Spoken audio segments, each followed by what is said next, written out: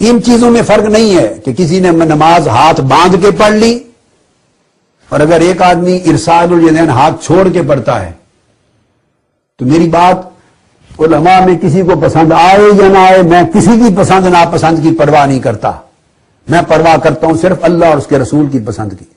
تو جنت ہاتھ باندھ کے پڑھنے والوں کے نام رجسٹری نہیں ہے،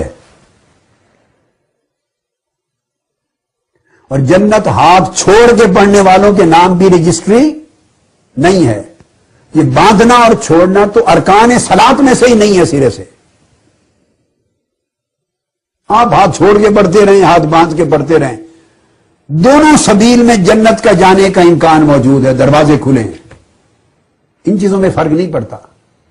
جنت رفع یدین کرنے اور رفع یدین نہ کرنے کے کسی ایک طبقے کے لیے رجسٹری نہیں ہے۔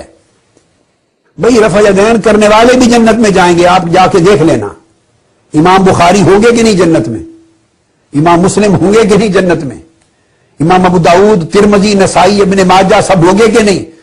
ارے نیچے آ جائیں، حضور غوث العظم میرے اور آپ کے اور کل دنیا کے شیخ عبد القادر جیلانی ہوں گے کہ نہیں جنت میں؟ یہ سب رفع یدین کرتے تھے۔ اب میں ان کا مرید ہوں، میں حنفی ہوں، میں رفع